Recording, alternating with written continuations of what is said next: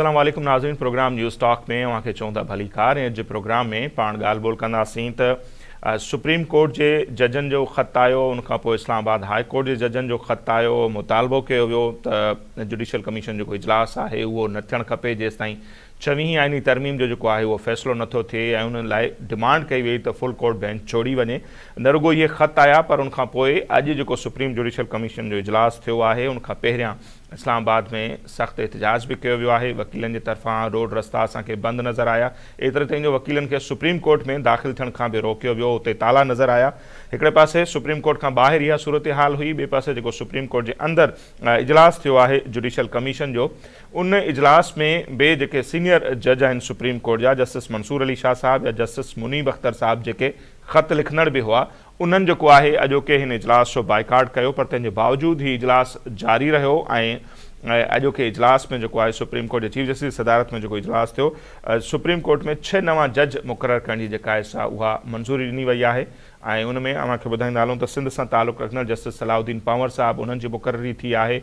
ऐं Sindh high court जा जेके चीफ जस्टिस हुआ शफ़ी सिद्दीकी साहब, उन्हनि जी मुक़ररी थी आहे। अहिड़ी रीति बलोचिस्तान हाई कोर्ट मां ॿिए जेके आहे बलोचिस्तान हाई कोर्ट हुजे, पंजाब लाहौर हाई कोर्ट मां उन्हनि जा जेके चीफ जस्टिस आहिनि उहे बि मुक़ररु कया विया आहिनि सुप्रीम कोर्ट में। सो हिकिड़े पासे इहा मुक़ररी आहे, ॿिए पासे वकीलनि जो एहतजाज आहे। अॼु प्रोग्राम में पाण उन ते ॻाल्हि ॿोल कंदासीं। कुझु धुरियूं थी इहे दावा पियूं कनि त हीअ जेका तहरीक शुरू थी आहे वकीलनि जी, इहा मुल्कगीर तहरीक बणिजी वेंदी ऐं अॻिते हली मुख़ालिफ़ धुर जेके पार्टियूं आहिनि उहे बि उनखे जॉइन कंदियूं। जॾहिं त कुझु माण्हुनि जो वरी ख़्यालु आहे त अॼु जन वकीलनि एहतजाज कयो आहे उहे असल में कंहिं पॉलिटिकल पार्टी जी एजेंडा तहत हलनि पिया। उहा पॉलिटिकल पार्टी कहिड़ी आहे? छा अली अहमद कुर्द बि कंहिंजी एजेंडा ते हले पियो, या मुनीर मलिक साहब बि कंहिंजी एजेंडा ते हलनि पिया, जंहिंजो माज़ी ॾिसूं था ॾाढो हिकिड़ो शानदार नज़र अचे थो। उन्हनि हिकिड़ी वॾी तहरीक हलाई परवेज़ मुशर्रफ जे दौर में।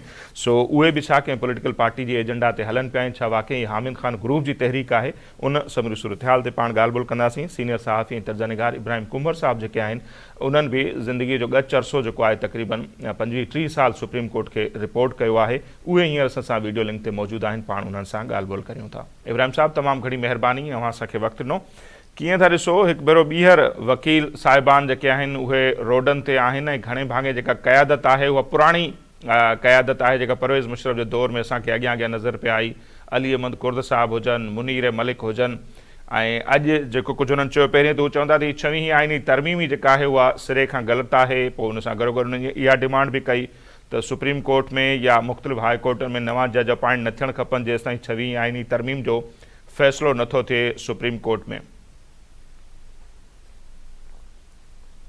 महिरबानी नसीर साहब, इन हिते अचण खां अॻु में पहिरीं त जस्टिस सलाउद्दीन पंवर जी जेका सुप्रीम कोर्ट में मुक़ररी आहे उहा ज़बरदस्त ऐं का ख़ुशी जी ॻाल्हि आहे जो हिकिड़ो निज सिंधी जेको सो घणे अरसे खां पोइ सुप्रीम कोर्ट में वेंदो ऐं उन ई सां सुप्रीम कोर्ट जी जेका असां जंहिंमें हिकिड़ो तासुर आहे ऐं जेको हमेशह दुरुस्त रहियो आहे त सदाईं हिकिड़े सूबे जी हिकती रही आहे। त ऐं जस्टिस सलाउद्दीन पंवर ख़ुदि जेको सो क़ाबिल हिकिड़ो पेशेवर उहो जज रहियो आहे, जजूं सिंध हाई कोर्ट में ॾिनल जेके उन जो समूरियूं जजमेंट्स आहिनि उहे जेके तव्हां पढ़ी ॾिसो त उहे तमामु हिकिड़ियूं शानदार ऐं हिकिड़े पढ़ियल लिखियल जेके हिकिड़े जज वारियूं जेके उहो फ़ैसिला लॻंदा। उन जे ॻाल्हि शुरू उन करे थो करां जो मूंखे दिली तौर ते ख़ुशी थी आहे त जस्टिस सलाउद्दीन पंवर जहिड़ा जेके जज उहे सुप्रीम कोर्ट में अचणु घुरिजनि। हीअ ॿी ॻाल्हि जेका वकीलनि वारी तव्हां कई आहे, आऊं नथो सम्झां त इहा का वकीलनि जी जदोजहद आहे। नाला खणी कहिड़ा बि हुजनि, वॾा नाला आहिनि, मुनीर मलिक वॾो नालो आहे, अली अहमद कुर्द वॾो नालो आहे, ऐं उन्हनि परवेज़ मुशर्रफ जे ख़िलाफ़ जेको सो जेका तहरीक हली पई उन में तव्हांखे यादि हुजणु घुरिजे त मुनीर मलिक जेको सो उहो सुप्रीम कोर्ट बार एसोसिएशन जो सदर हो। बिल्कुलु। ऐं हींअर सूरत हाल जेका आहे उहा बिल्कुलु अलॻि आहे। सूरत हाल अलॻि ईअं आहे जो जेका वॾे में वॾी जेका तंज़ीम थिए थी वकीलनि जी उहो पाकिस्तान बार काउंसिल आहे, उन खां पोइ सुप्रीम कोर्ट बार एसोसिएशन आहे, ऐं सूबनि में जेके थियनि उहो सूबाई बार्स आहिनि। हाणे जंहिंखे तव्हां चओ था वकीलनि जी तहरीक शुरू थी आहे या इहा सुभाणे जेको सो अहिड़ी तहरीक बणिजी वेंदी जेका मूंखे नथो लॻे, उनजो हिकिड़ो रीज़न आहे। रीज़न इहो आहे त बुनियादी तौर ते हीउ जेको अॼु जेको कुझु थियो आहे या जेका नारेबाज़ी थी आहे, जेको वकीलनि धरणो आयो आहे, उन जे पोयां हामिद ख़ान आहे। हामिद ख़ान जो जेको प्रोफेशनल ग्रुप आहे जेको शिकस्त खाईंदो रहियो आहे केतिरनि ई सालनि खां, आसमा जहांगीर जे ग्रुप जे हथां। ऐं हामिद खान कंहिंजो माण्हू आहे, कंहिंजो कैंडिडेट आहे, कंहिंजो वकील रहियो आहे, इहा असां सभिनी खे ख़बर आहे, इन में को बि शक न आहे त परवेज़ मुशर्रफ जे दौर में हामिद खान जेको सो आहे या वकील जदोजहद में जेको सो उन वक़्त जी जेका त वकीलनि जी जदोजहद में हामिद खान वॾो नालो हो। पर हाणे हामिद खान जो मौक़ुफ़ ऐं अली अमीन गंडापुर जो मौक़ुफ़, बैरिस्टर गोहर जो मौक़ुफ़, इमरान खान जो मौक़ुफ़ जेकॾहिं हिकु थी वञे, जस्टिस मुनीब जो मौक़ुफ़ या जस्टिस मंसूर अली शाह जो मौक़ुफ़, त इहो थोरो अजीब आहे ऐं अजीब क़िस्म जो इतफ़ाक़ बि आहे। त मुफ्ती एंड कार्लिनियस जेको सो उहो फर्म आहे हामिद खान जी। हाणे इन जे पोयां जेकॾहिं ॻाल्हि खोलिजे त उहो ॻाल्हि तमामु डिघी थी थिए, छाकाणि जो इन ग्रुप जी या इन फर्म जी हिकिड़ी हेजमनी रही आहे, हिकिड़ी हिकटी रही आहे सदाईं। इन ई फर्म मां जज जेके आहिनि हाई कोर्ट्स में, लाहौर हाई कोर्ट हुजे या पोइ सुप्रीम कोर्ट हुजे, अक्सरत जेका आहे उहा इन्हनि मां ई खई वई आहे। ऐं हीउ जेको प्रोजेक्ट इमरान खान हो, इन में ख़ुदि जेको थो जॾहिं इहो ठहियो तयारु पियो थियो त इतां हिसाब लॻायो त तव्हां घणा जज आहिनि, त उहा पर्सनल जेका सा उहा मुखालफ़त चइजे, ज़ाती अना चइजे, या सियासी जेको सो हिकिड़ो गठजोड़ चइजे। ऐं उनखे इन हवाले सां ॾिसां थो, वकील तमामु मोतबर जेके आहिनि उहो पेशेवर वकील जेके आहिनि तमामु मोतबर पेशो आहे। ऐं कानून ऐं आइन जी जेको सो जेकॾहिं रखवाल आहिनि त उहो तमामु भली ॻाल्हि आहे। पर तव्हां इन ई खे नज़रअंदाज़ नथा करे सघो त 4 सूबनि जूं जेके सूबाई बार आहिनि ऐं पाकिस्तान बार जेका त वॾे में वॾी नुमाइंदा जेका आहे वकीलनि जी तंज़ीम ऐं सुप्रीम कोर्ट बार एसोसिएशन, उन्हनि जो जेको गॾियल पधरनामो आयो आहे या उन्हनि जो जेको सो मौक़ुफ़ कहिड़ो आहे। ॿी ॻाल्हि इहा आहे त कॉन्स्टिट्यूशनल तरमीम जेका आहे, तरमीम पार्लियामेंट जो हक़ आहे। हाणे उहा तरमीम जेकॾहिं रद्द कराइणी आहे त रद्द ईअं त रोडनि ते नथी थी सघे, का बि कोन थी आहे, कॾहिं बि कोन थी आहे। त पोइ हाणे इब्राहिम साहब इनखे जेको सुप्रीम कोर्ट में चैलेंज कयो वियो आहे न, त हाणे हुनजे लाइ डिमांड इहा आहे फुल कोर्ट बेंच उन्हनि जी कार्रवाई हलाए छवी ऐं इन तरमीम थिए। त अव्हां चओ पिया त सुप्रीम कोर्ट खे बि अख़्तियार कोन्हे या रोडनि ते उनखे रद्द नथो करे सघिजे या पार्लियामेंट जी कानून साज़ी आहे? आउं त चवां थो त सुप्रीम कोर्ट जेको सो उहो ख़ुदि आइन जी पैदावार आहे ऐं आइन ख़ुदि जेको सो पार्लियामेंट जी पैदावार आहे। त सुप्रीम कोर्ट जो जज जेको हलफ़ खणे थो उहो उन आइन तहत खणे थो, जेको आइन जेको तरमीम थियल हुजे या गैर तरमीम थियल हुजे, जेको पार्लियामेंट ठाहे थी, त उन ई कानून जज को मथां का आइन खां पोइ मथां कोन लही आयो आहे। जेकॾहिं जज इहो डिमांड करे थो या को वकील या जज इहो फ़ैसिलो करे थो त हीअ तरमीम जेको इहो उॾाए छॾिजे, हिन तरमीम में हीअ जो या जज ख़त लिखे थो, त जज खे पहिरीं घटि में घटि उहो पंहिंजो हलफ़ त यादि करणु घुरिजे त हुनजो जेको सो हलफ़ उन ई कॉन्स्टिट्यूशन तहत खयल आहे।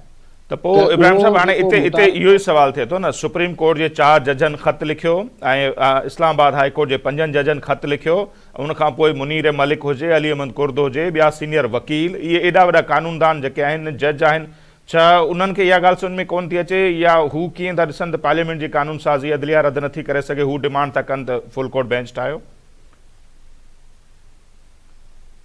ॾिसो, डिमांड त हाणे मुतालबात कई थींदा रहंदा आहिनि। चलो इहो बहितरीनु मुतालबो आहे, फर्स्ट क्लास मुतालबो आहे, पर उन ई मुतालबे खे खणी तव्हां किथे वञी बंजा करियो या अमन अमान जो मसइलो पैदा करियो या तव्हां जेको सफ़ा हिकिड़ो वॻोड़ी सूरत हाल पैदा करियो, उहो त मुंहिंजे ख़्याल में नामुनासिब आहे। मुतालबो त चलो ठीकु आहे, थी सघे थो, ऐं इन में ऐन मुमकिनात जेको सो इन मुतालबे खे मञता मिली वञे, नवां कानून अची विया आहिनि, सुप्रीम कोर्ट जे जजनि जो अंग वधी वियो आहे, थी सघे थो फुल कोर्ट ठही बि वञे।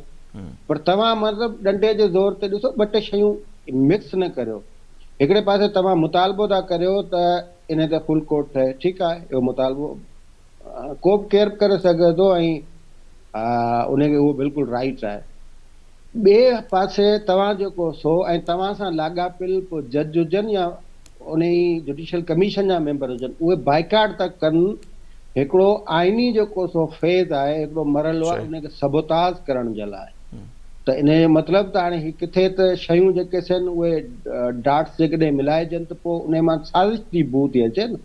तव्हां हिकिड़े हंधि हिकिड़ो त मुतालबो कयो, उहो ठीकु आहे, ओके, ज़बरदस्त मुतालबो, फर्स्ट क्लास मुतालबो आहे ऐं उन मुतालबे ते गौर करणु घुरिजे।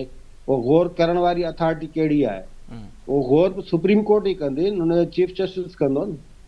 उहो जुडिशियल कमीशन ई उहो फ़ैसिलो कंदी जेको नए कॉन्स्टिट्यूशनल तरमीम ऐं नवनि जेके से कानून मुताबिक़ उहो कमीशन खे ई फ़ैसिलो करिणो आहे त इहा जेके से घणा रुकनी ॿुधंदी या कीअं ॿुधंदी, या उन में कहिड़ी कहिड़ी बेंच हूंदी, या कहिड़ा कहिड़ा जज हूंदा, उहो फ़ैसिलो त उन्हनि खे करणु ॾियो न। तव्हां लठूं खणी ॾंडो खणी जेको सो ईअं मुतालबो ई न, पर तव्हां सफ़ा उनखे दबाव में कंहिंखे आणे पंहिंजे हक़ में त फ़ैसिलो नथा वठी सघो न। उन जे करे आउं चवंदो कि हिकिड़े ई वक़्त ते हिकिड़ी ॻाल्हि थियणु घुरिजे, या त ब्लैकमेलिंग न थियणु घुरिजे, या बाइकाट न थियणु घुरिजे, या जेको एहतिजाज न थियणु घुरिजे।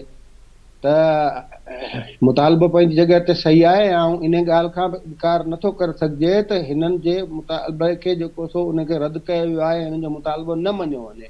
ऐं मुमकिन आहे कि सॼी जेका डेवलपमेंट थिए पई इन में फुल कोर्ट वेहे ऐं फुल कोर्ट सॼी हिन सूरत हाल ते गौर करे, पोइ वरी जेको सो इहो केरु उज़र पेश न करे जेकॾहिं सुभाणे हिननि जे हक़ में फ़ैसिलो न अचे त वरी इहो चयो वञे त जेको सो हीउ फ़ैसिलो ग़लति आहे, हीउ फ़ैसिलो सही न आहे, असीं हिनखे नथा तस्लीम करियूं। असीं ऐं तरमीम खे तव्हां मतिलबु कॉन्स्टिट्यूशन खे तव्हां यानी तरमीम खे तव्हां तस्लीम नथा करियो, हिन जो मतिलबु आहे तव्हां आइन खे तस्लीम नथा करियो। हिकिड़ो आइन आहे, मुरवज आइन आहे, आइन अची वियो, उन जी रोशनी में कानून ठही विया हलिया। उन खां पोइ कंहिं वकील या कंहिं जज खे इन क़िस्म मुंहिंजे ख़्याल में ॻाल्हि न करणु घुरिजे, छाकाणि जो जजनि जो बि हलफ़ हूंदो आहे ऐं उहो हलफ़ कानून ऐं आइन तहत हूंदो आहे। उन्हनि खे आइन जो ई तहफ़ुज़ करिणो हूंदो आहे, उहो आइन जेको पार्लियामेंट मंज़ूर करे थी। त हीअ मूंखे थोरो मिक्स प्लेट लॻे थी। कुझु मामला जेके आहिनि उहे ज़ोरी या अहिड़ो प्रेशर ठाहिणु या जेको कंहिंखे ब्लैकमेल करणु, यानी उहो हिकिड़ी लाइन जेका सा आहे जेका हिते हले पई गुज़िरियल केतिरनि ई जेको सो सालनि खां, त कंहिंखे ब्लैकमेल करे कंहिंजी ॿांह मरोड़जे ऐं पोइ उन खां फ़ैसिलो वठिजे पंहिंजे हक़ में, त इहो घटि में घटि न हुजणु घुरिजे। ऐं घटि में घटि अहिड़ी का बि हरकत बि न हुजणु घुरिजे जंहिंसां इहो तासुरु मिले त हीउ जेको सो ज़बरदस्त दबाव विझी, बाक़ी इहा जदोजहद एहतिजाज मुज़ाहिरा इहो सभिनी जो हक़ आहे ऐं उहो उन्हनि खे राइट मिलणु घुरिजे। ठीकु, त पोइ इब्राहिम साहिबु अव्हां जी ॻाल्हियूं जेकॾहिं असीं ॿुधूं था ऐं छा उन मां मतिलबु नतीजो अख़ज़ कयां, या असांखे छा त मतिलबु हीउ उहो ई जहिड़ो आहे जेके असीं सम्झूं, जेकॾहिं 6वीं तरमीम हीउ चवनि था जेसि ताईं उनजो फ़ैसिलो नथो अचे उहा सही हुई ग़लति हुई, तेसि ताईं नवां जज न खणो। भई इन 6वीं तरमीम जे नतीजे में त यहया आफ़रीदी साहिबु चीफ जस्टिस थिया आहिनि सुप्रीम कोर्ट जा, जेकॾहिं उहा ग़लति हुई त पोइ उन्हनि जी मुक़ररी कीअं सही थी सघे थी। या असीं चऊं, जेको मुंहिंजो सुवालु आहे त हीउ जहिड़ो उहो ई आहे त 6वीं तरमीम जे नतीजे में मंसूर अली शाह साहब चीफ जस्टिस न थी सघिया, यहया आफ़रीदी साहब थी विया, हीउ तकरार उहो ई आहे ऐं उहो ई जेको कंटिन्यू पियो थिए हले पियो। बिल्कुलु इहो चई सघिजे थो। जस्टिस मंसूर अली शाह जेको सो जेको उनजी ख़्वाहिश हुई ऐं उहो हिकिड़े तरीक़े सां जीअं जेको सो थियो जज सुप्रीम कोर्ट में जीअं एलिवेट थियो हाई कोर्ट मां, उन खां पोइ उन जो ई नंबर हो।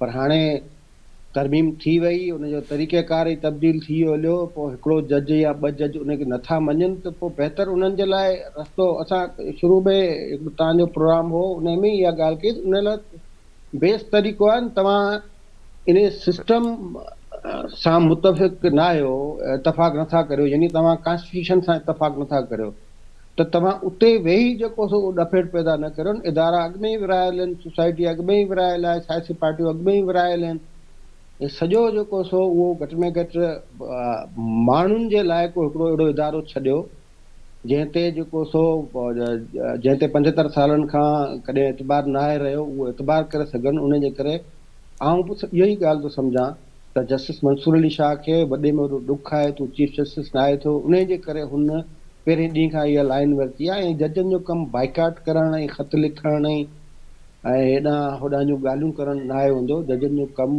बुनियादी तौर ते इंसाफ़ जी फराहमी हूंदो आहे, ठीकु आहे। पर हाणे बतौर जेको सो जज उहो उनजी स्टेटमेंट जेको सो हिकिड़े सियासी माण्हू वारी हुजे, ऐं ॿिए पासे जेको हिकिड़ी पार्टी आहे उनजी लीडर जी जेका सा उहा स्टेटमेंट साॻिए क़िस्म जी हुजे, पोइ त नतीजो कढणु तमामु सवलो थो थियो पवे। सो आउं सम्झां थो त इहा लाइन जेका सा उहा जस्टिस मंसूर अली शाह जी हुजे, हामिद अली ख़ान जी हुजे, अली अहमद कुर्दी जी हुजे, हुनजा पर्सनल दोस्त आहिनि मुनीर मलिक, उनजो पर्सनल दोस्त आहे, या जेको सो उहो बानी पीटीआई जेको सो उहो लाइन साॻी आहे, उन जे करे लाइन साॻी हुजण जे करे तासुर इहो पियो मिले त जेको सो जेको डफेड़ ख़ान साहब जेको सो ख़ुदि पैदा करण जी कोशिशि कई या पैदा करे चुको आहे हेसि ताईं, वकील जेको सो आहे उनखे थोरो उन में शिदत, मतिलबु उहो कारे कोट जी छांव में अची उन खे थोरो वधीक तेज़ उन में वधीक जेको शिदत पैदा पिया कनि, जीअं अदालतुनि ते दबाव पइजी सघे, जीअं सुप्रीम कोर्ट ते दबाव पइजी सघे, जीअं सुप्रीम कोर्ट जे चीफ जस्टिस ते दबाव पइजी सघे। पर इन मुतालबे आउं चवां थो इन मुतालबे में को बि हर्ज न आहे फुल कोर्ट जोड़ी वञे, पर उहो फ़ैसिलो जेको सो रोडनि ते कोन थींदो, या उहो फ़ैसिलो जेको सो अडियाला जेल मां कोन थींदो, उहो फ़ैसिलो सुप्रीम कोर्ट जे गेट तां कोन थींदो, उहो फ़ैसिलो वरी बि अंदरां ई थियणो आहे। उहो सुप्रीम कोर्ट जी चीफ जस्टिस जी सरबराही में जेको इजलास थींदो उतां ई फ़ैसिलो थियणो आहे।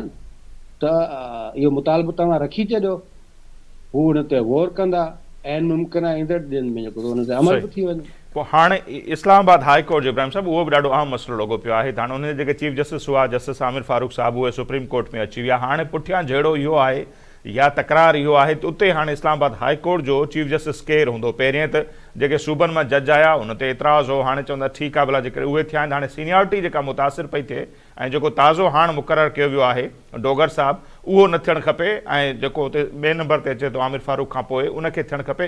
इन मामले खे कीअं था ॾिसो? जेका हीअ दावा आहे त सीनियरिटी मुतासिर पई थिए ऐं डोगर साहब खे इस्लामाबाद हाई कोर्ट जो चीफ जस्टिस न थियणु खपे।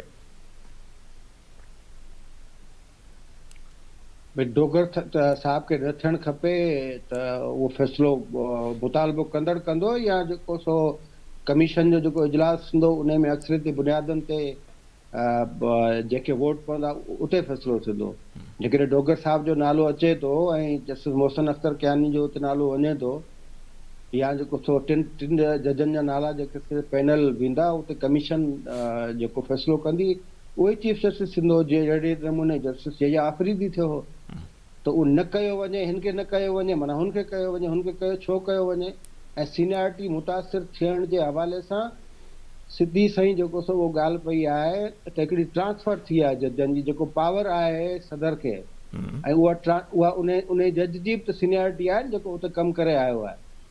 उन जी जज जी जेकॾहिं सीनियरिटी जस्टिस मोहसिन अख्तर कियानी खां वधीक आहे सीनियर, त उहा सीनियरिटी ईअं ई काउंट थींदी, ऐं हुनखे जेको सो मुंहिंजे ख़्याल में त उहो सीनियर प्यूनी जज जेको सो तौर ते त क़बूल करे चुका आहिनि, उहो बेंच में वेठो आहे, फ़ैसिला पिया आहिनि। पर आउं चवां थो त वरी फ़ैसिलो उहो मुतालबो कंदड़ या न कंदड़, या हिनखे करियो या न करियो, अहिड़ी ॻाल्हि कंदड़ कोन कंदो, फ़ैसिलो वरी कमीशन खे करिणो आहे। ॾिसूं था हाणे कमीशन मुमकिन आहे जस्टिस मोहसिन अख्तर कियानी जो नालो हुन में अॼु कमीशन उन ते इतफ़ाक़ करे, मुमकिन आहे जेको सो जस्टिस डोगर न थिए टियों को नालो हुजे उन ते इतफ़ाक़ करे। इहे फ़ैसिला ॿाहिरि वेही मीडिया ते वेही प्रेस रिलीज़ुनि जे ज़रिए या प्रेस कॉन्फ्रेंस जे ज़रिए या ख़तनि जे ज़रिए जेको सो उहे नथा थी सघनि। बाक़ी फ़ैसिलो जेको सो उहो जेको हिन वक़्त जो जेको सो कानून या जेको कॉन्स्टिट्यूशन जेके तक़ादा करे थो उन ई मुताबिक़ थींदो, ऐं उहो त सभु पहिरीं त क़बूल करे चुका आहिनि इन ई साॻे फ़ैसिले खे, यानी इन साॻे तौर तरीक़े खे चीफ जस्टिस सुप्रीम कोर्ट जी जेका मुक़ररी थी हुई उन में क़बूल करे चुका आहिनि।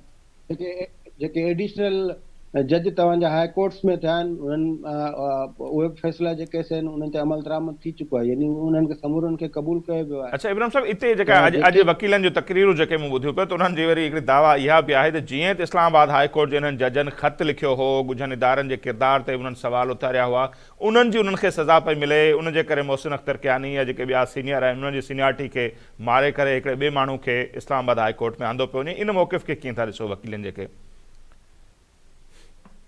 यार वकील जेके आहिनि उहे का बि ॻाल्हि करे सघनि था। ऐं इहो नथो चवां इहो हू ग़लति पिया चवनि या सही पिया चवनि, पर मुंहिंजो शुरू खां इहो एतिराज़ रहियो आहे त इहे जजनि खे जेको सो इहो ख़त किताब जेको सो चिठियूं लिखण वारो इहो रवाजु जेको सो इहो बंदि करणु खपे।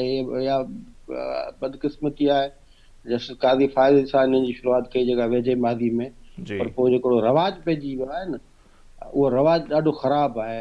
तव्हां वटि जेकॾहिं इख़्तियार आहे त तव्हां जेको सो उते ई फ़ैसिलो करे छॾियो उन्हनि मामलनि जो। ऐं इन ई जेको ख़त लिखियो वियो उन ख़त ते सुप्रीम कोर्ट जो ख़ुदि ऑब्ज़र्वेशन बि आई आहे त भई तव्हां जेकॾहिं एतिरो इख़्तियार हो त उन ते ई नोटिस वठी जेको तव्हां उन्हनि खे तलब करे पुछाणो करे सघिया पिया, उन जे ख़िलाफ़ कार्रवाई बि करे सघिया पिया। ख़त लिखी जेको सो मतिलबु तव्हां इहो ईअं थो तासुर वञे इहो त मतिलबु मशहूरी जे लाइ पंहिंजी तशहीर जे लाइ ख़त लिखियो वियो आहे। अवाम में पोज़ीशन वठणु जेकॾहिं तव्हां एतिरा बेइख़्तियार आहियो पोइ त तव्हांखे उन कुर्सी ते बि न हुजणु घुरिजे। इहो थो सम्झां। बाक़ी वकील त हर को पंहिंजो नैरेटिव ठाहींदो आहे, हर को ग्रुप पंहिंजो ठाहींदो आहे, हर का बार पंहिंजे ठाहींदी आहे। ऐं हर वकील जेको सो जंहिं सियासी पार्टी सां हूंदो आहे उन जो ई मौक़िफ़ इख़्तियार कंदो आहे। त वकीलनि वटि का हिकिड़ी ॻाल्हि न आहे हूंदी, उहे हिक ई वक़्तु जेकॾहिं 3-4 ॻाल्हियूं कंदा आहिनि। बाक़ी सियासत में जेकॾहिं ॾिसिजे त इन खां बि इनकार आउं त नथो करे सघां त प्रेशर न आहे जजनि ते या अदलिया ते। उहो त यको हिकिड़ी पुराणी कहाणी आहे, मुनी सदी जी कहाणी आहे पंहिंजे पाकिस्तान में। ऐं अदलिया जो जेको किरदारु आहे उहो बि असांजे साम्हूं आहे। हिकिड़ी ॻाल्हि मूंखे ज़हन में आई त ही जेके जजनि खे ओचितो जेके इहे तरमीमूं ऐं हीअ सभु कुझु यादि अची वियो आहे एस्टेब्लिशमेंट जी मुखालत, इहे समूरा जज जेके ख़ुशूस तौर ते सुप्रीम कोर्ट जा जज या हाई कोर्ट जा जज, इहे त 2014-15 खां पोइ साॻियुनि अदालतुनि में मौजूदु हुआ। तॾहिं जेको जनरल फैज़ कयो पियो तॾहिं हिननि जो ज़मीर किथे सुतल हो।